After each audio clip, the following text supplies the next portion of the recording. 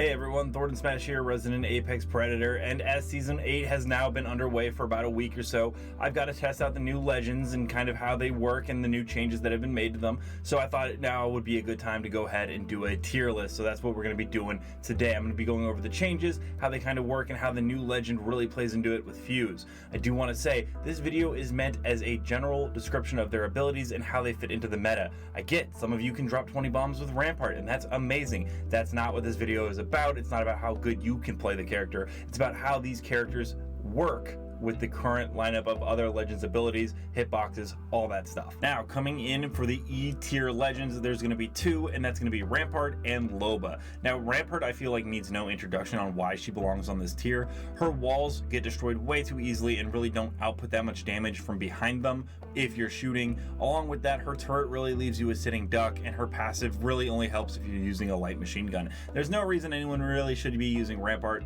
Like, I get some people are very good with her, but even then, high tier players are typically going to avoid playing Rampart at all costs. She's just not good right now. In regards to Loba, she has received some upgrades to her kit. As you know, she can now get infinite ammo from the black market. That still doesn't make her that much better than any of the other legends. The other issue is I'm going to show right here on King's Canyon, her sling ring does not work. It just continually bounces back off the roof onto her, and seeing as how we're playing ranked right now on King's Canyon and we are stuck there for about 2 weeks, she's just broken right now. So even if they do fix this, she doesn't go up that much, but as it currently stands, she's completely useless. Now, I've only got one legend put on the D list, and I feel a little bit guilty for putting him here because players can definitely take advantage of his kit, but that's going to be Crypto.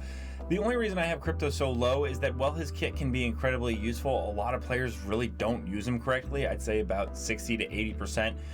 Kind of just sit in the drone and let their team get attacked in a 3v2. He can be utilized correctly, but it's often not done so, and he hasn't really received any buffs to make him higher up on this list compared to other legends. He has the potential to be very, very good, but no one ever uses that to his full potential, and so he kind of sucks. Now, on the C tier list, we have 3 legends, and last year I went ahead and put Wraith on my Season 7 tier list in the C category, and I got a ton of people very upset about it. Well, not this year, okay, guys? Have you seen her hitbox? She a thick girl. She makes Loba look like a New York model. She's skinny now.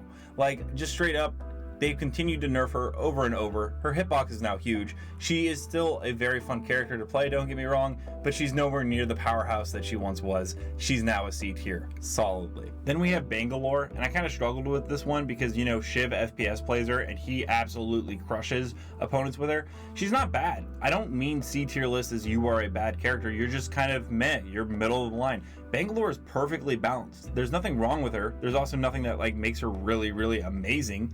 So, I mean, perfect definition of C in my opinion. She's just average. Will we ever see an update to her? Hopefully, because I don't think she's been buffed really at all, except for maybe one thing with her airstrike, which really didn't make that big of a difference. I don't know. She's not bad. She's not good. She's not bad. I don't know, she just is. Pathfinder, also in the C tier. This one personally hurts me a lot as I'm a Pathfinder main, but it's just a simple fact that with his hitbox so big, his grapple having a cooldown, all these things, he's just not what he once was. I know they're talking about buffing him, but as of the making of this video, he hasn't received any improvements, and he's just kind of a glass cannon without being a cannon. He can zip line, but he dies super easy. There's just... what the hell, Respawn? Buff him, please. Just get it over with. It's painful playing my favorite character right now. Now we're going to be moving into B tier, and B tier has 4 legends on it. Now these are the characters that have, upside to them with very little negative on them as well. With Caustic, he's got no introduction needed. I mean, he's just good at defense. He's really annoying with the gas traps. He's got the Nox bomb, which allows him to be played defensively or offensively. He's just really well rounded, plus he has the extra health added to his character. Solid choice, cannot go wrong with Caustic. Revenant is another solid choice. With his silencer ability, he's one of the only few players that can really negate a Gibby. Along with his death totem allowing for tons and tons of third parties, he's really, really good. There's really little downside to him, and he's also just badass, dude. Who doesn't love playing as Revenant and be like, skin suit? I mean, he's just great. Love Revenant. Gotta have him B tier. With Mirage, he went from that legend that, if you didn't like his skill set, he was super annoying to just hear his voice lines over and over in games. Now he's good. Now they have buffed him, and he's in a really good spot with his decoys. He can bamboozle you all over the place.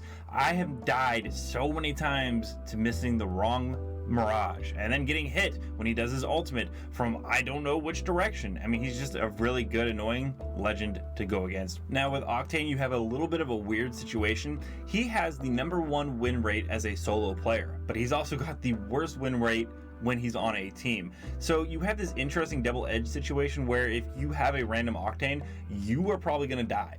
But he may somehow win the game as a solo player. So it's really tricky to balance. However, there is no negative side to his kit, and now that he can slide and jump even further on the jump pad, they've only made him better, so he deserves a spot on the B tier in my opinion. Now, moving on to the A tier list, we have Apex's newest legend, Fuse. And Fuse is really, really good. He's probably the best legend out of the gate compared to other legends. However, I wouldn't say he's overpowered to the S tier like some of the legends I'm going to mention in just a couple of minutes. What makes Fuse great is if you are a grenade specialty person, you're going to love his kit where he can just stack grenades and he can also fling them super far. His mortar shot, his ultimate ability, pairs really well with a Horizon and Caustic, so he's great in that aspect. His grenade cluster isn't that great, but it's not bad either. He's a solid A tier character. Bloodhound is one of those legends that continually gets better every season. He has the Beast of the Hunt, which you get extended if you get kills. He can see footprints, he can read beacons, and he can scan for enemies in a wide radius. He's absolutely the funnest player in my opinion to play as, but he's also got just a great kit that really complements characters like Bangalore, and you cannot go wrong if you ever have a Bloodhound on your team. No one's ever like, oh no, I've got a Bloodhound. Everyone's like, okay, cool, we'll know where the enemies are at all times. He's a great legend. Then we've got Watson as the last one in the A tier. She has nothing wrong with her kit. She doesn't take any more damage, but she doesn't take any less damage, but her pylons, which basically stop enemies from taking your building and can make really, really annoying situations even more annoying, is a great ability to have. Going ahead with her ultimate, which can also block all the Gibby airstrikes, Bangalore airstrikes, incoming grenades from Fuse. It's just a great kit to have, especially when you're playing defensively. She's A tier because she just gives you a little bit extra oomph on the defensive end as opposed to Caustic. Now, moving into the S tier, we have the big boys, which is ironic because most of them are not boys. First one up is Gibby, and this dude is just annoying. Do I even need to explain? The dude gets extra health. He has a gun shield, which he can seem to bring back as many times as he needs to. He gets a bubble shield, which deflects all incoming attacks and can pick up people faster than anyone else except for Lifeline. And on top of that, he gets an airstrike, which is probably the most devastating and impactful ultimate in the game. The guy is just a walking tank and just will destroy your dreams if you get close to him with a Mastiff. Now, next up is Lifeline, and now Lifeline may have one of the worst ultimates in the game. She makes up for it by having the best passive in the game by far. Her passive could be an ultimate for all anyone knows, except it's even faster than people can get off their ults. The ability to continually pick up her teammates while giving them a shield to cover them is so incredibly frustrating for new and experienced players alike. She's just annoying to go against, but when you have her on your team, you are like, yes, we are going to win this game. Nothing can stop us.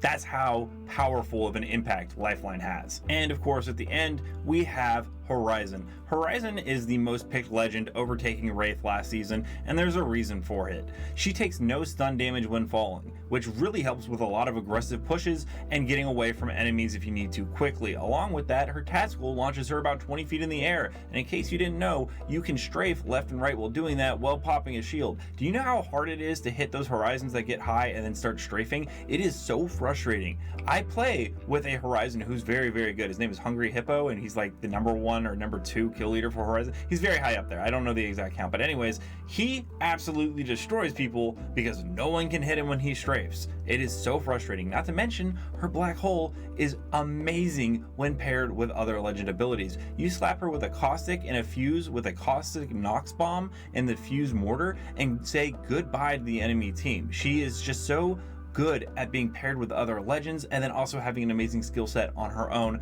There's a reason why she's S tier and the #1 most picked legend. So there you have it. That's my Season 8 Apex Legends tier list. Now, like I said, a lot of people may disagree, and that's totally fine. Let me know in the comments below what legends you would have preferred to have higher up or further down. This is, once again, it's just my opinion. These are how I view the characters and how when I play them, I feel comfortable using them and ranking them in my personal opinion. Once again, man, do I have to say opinion a ton because some people take this way too much to heart. That's going to be my video today, guys, on the Season 8 tier list for all the Apex Legends. I hope you enjoyed it, and until next time, Legends, keep slaying the Outlands, and I'll see you out there.